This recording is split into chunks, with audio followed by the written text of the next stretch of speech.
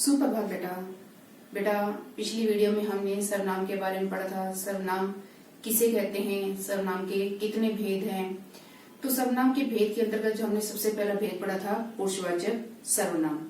आज जो हम उसी सर्वनाम भेद के अंतर्गत जो है दूसरा भेद पढ़ेंगे, निश्चयवाचक सर्वनाम। निश्चयवाचक सर्वनाम किसे कहते हैं? जिन सर्वनामों से किसी निश्चित वस्तु या व्यक्ति का पता चले उसे हम निश्चयवाचक सर्वनाम कहते हैं। तो इसके अंतर्गत जो है बेटा यह और वह क्या है, ये जो है बेटा आपका यह और वह, इनका जो प्रयोग होता है, इनका प्रयोग होता है एक वचन के अंतर्गत। क्या होता है? इनका जो प्रयोग किया जाता है हम वो करते हैं एक वचन में, ठीक है। और ये होते हैं आपके ये और वे। ये और वे इनका प्रयोग करते हैं हम बहुवचन के अंतर्गत। किसके अंतर्गत करते हैं? बहुवचन के अंतर्गत करते हैं। अब इसमें क्या है बेटा, जो यह है आपका यह और ये, यह और ये, इनका प्रयोग किया जाता है जो नजदीक की जो है वस्तु है, नजदीक की वस्तु या प्राणी के लिए, और वह और वे, इसका प्रयोग किया जाता है दूर की वस्तु या प्राणी के लिए। तो यहाँ पर जो है बेटा आपको उदाहरण के माध्यम से समझाया जाएगा कि कैसे। ये देखिए यहाँ पर ये दिया गया है कि यह मेरी साइकिल है, यानी कि साइकिल जो आपके पास पड़ी है उसकी वो संकेत करके आप क्या कह रहे हैं कि यह मेरी साइकिल है। वह मेरा घर है। मेरा घर कैसे? इसमें क्या है कि जैसे आप दो दोस्त हैं तो दो दोस्त क्या है कि बाहर दरवाजा, आप अपने घर से जो है थोड़ी सी दूरी पर खड़े हैं और आप अपने मित्र को कहते हैं कि वह अपने मकान की ओर जो है संकेत करते हुए कह रहे हैं कि वह मेरा मकान है या वह मेरा घर है। तो यहाँ पर जो है वह, तो वह किसके लिए प्रयोग किया गया है? दूर की वस्तु के लिए। और यहाँ पर जो यह है, यह प्रयोग किया गया है यहाँ पर नजदीक के लिए, और वह का जो है प्रयोग किया गया है यहाँ पर दूर के लिए। जैसे आप जो है इंग्लिश के अंदर दिस और दैट का प्रयोग करते हैं। दिस का प्रयोग किसके लिए किया जाता है? पास की वस्तु के लिए, और दैट का प्रयोग किया जाता है दूर की वस्तु के लिए। उसी प्रकार जो है यह जो है यहाँ पर लिखा गया यह मेरी साइकिल है, तो यानी कि वो साइकिल जो पास में है उसके लिखा गया कि यह मेरी साइकिल है। वह मेरा घर है, यानी कि घर आपका जो है थोड़ी दूरी पर है, तो आप उसकी तरफ इशारा करते हुए कह रहे हैं कि वह मेरा घर है। तो यहाँ पर यह और वह क्या है, दोनों किसमें प्रयोग किए गए हैं? एक वचन के अंतर्गत। जैसे मैंने बताया था कि यह और वह का प्रयोग किसके लिए किया जाता है? एक वचन में। तो यहाँ पर यह वह एक वचन में प्रयोग हुआ। अब दूसरा देखिए, अरे ये तो सड़ गए हैं, इन्हें फेंक दो। किन्हें? जो है एक अंकित है। अब किसी भी बच्चे का नाम ले सकते हैं, या हम ये कह सकते हैं कि आमों की ओर संकेत करते हुए अंकित ने कहा, क्या कहा? अरे ये तो सड़ गए हैं, इन्हें फेंक दो। तो यहाँ पर जो ये वाक्य है, ये वाक्य किस में प्रयोग किया गया? कौन से वचन में प्रयोग हुआ है? एक वचन में या बहुवचन में? कौन से वचन में प्रयोग हुआ है? तो ये वाक्य जो है आपका उसमें किया गया है बहुवचन में, क्योंकि ये मैंने बताया ना ये और वे किस में प्रयोग किए जाते हैं? बहुवचन में। तो आमों की ओर, यानी कि आम क्या है? बहुत सारे हैं, तो उनकी ओर संकेत करते हुए क्या है, अंकित ने क्या कहा? अरे ये तो सड़ गए हैं, इन्हें फेंक दो। इसी प्रकार ये है, वे कौन है?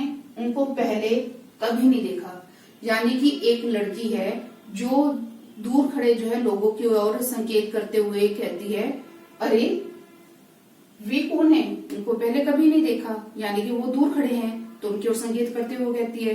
तो यहाँ पर जो वे आया है, तो वे क्या है? ये बहुवचन के लिए प्रयोग हुआ है, क्योंकि वहां पर बहुत सारे लोग खड़े हुए हैं। तो यहाँ पर वे और ये इन दोनों का जो है प्रयोग किया गया है बहुवचन के अंतर्गत, और यह और वह इनका प्रयोग किया जाता है एक वचन में, ठीक है। अब अगला है बेटा आपका तीसरा, अनिश्चयवाचक सर्वनाम। अनिश्चयवाचक सर्वनाम किसे कहते हैं? जब किसी वस्तु या व्यक्ति के बारे में जो है हमें पता ही ना हो कि वह व्यक्ति कौन है या वह वस्तु क्या है, तो हम उसे क्या कहते हैं, तो उनके स्थान पर जो हम जिन सर्वनामों का प्रयोग करते हैं उसे हम जो है अनिश्चयवाचक सर्वनाम कहते हैं। तो इसमें जो है बेटा आपका आता है कोई, क्या है आपका इसमें, कोई, किसी, ठीक है। यहां पर जो है कोई, किसी, ये किसके लिए प्रयोग किए जाते हैं, कोई, किसी प्रयोग किया जाता है व्यक्ति के लिए। किसके लिए प्रयोग किया जाता है, व्यक्ति के लिए, ठीक है। और यहां पर जो है एक कुछ का प्रयोग किसके लिए किया जाता है, कुछ का प्रयोग किया जाता है वस्तु के लिए। किसके लिए प्रयोग किया है, वस्तु के लिए। कैसे, अब आप यहां पर देखिए बेटा, शायद दरवाजे के बाहर कोई खड़ा है, आपसे मिलने कोई आया है, बाजार से कुछ लेते आना, ओढ़ने के लिए मुझे कुछ भी दे दो।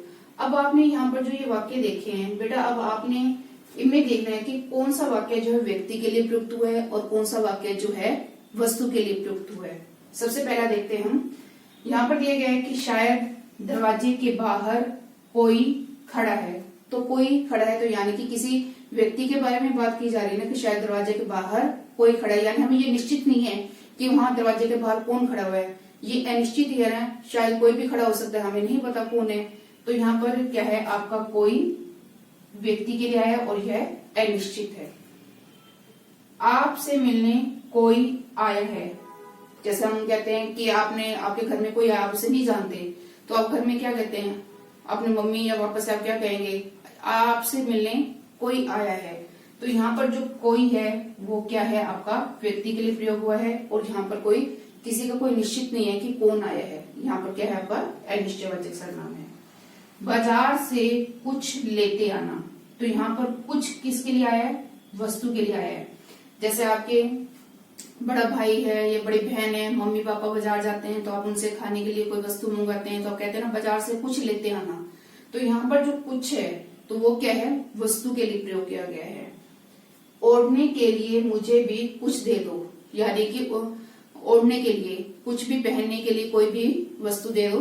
तो यहाँ पर जो है कुछ वस्तु के लिए प्रयोग किया गया है, ठीक है। यहाँ पर कुछ ये नहीं बताया गया कि ओढ़ने के लिए क्या वस्तु दे दी है, कुछ भी निश्चित नहीं है, तो इसलिए जो है ये आपका क्या हो गया, अनिश्चयवाचक सर्वनाम। यानी कि जिन सर्वनामों के बारे में हमें पता ही ना हो कि वह वस्तु क्या है या वह व्यक्ति कौन है, तो उनके स्थान पर जो हम जिन सर्वनामों का प्रयोग करते हैं उसे हम अनिश्चयवाचक सर्वनाम कहते हैं। और इसमें कोई किसी व्यक्ति के लिए प्रयुक्त होता है और कुछ जो है वस्तु के लिए प्रयुक्त होता है। अगला है बेटा आपका प्रश्नवाचक सर्वनाम। प्रश्नवाचक सर्वनाम किसे कहते हैं?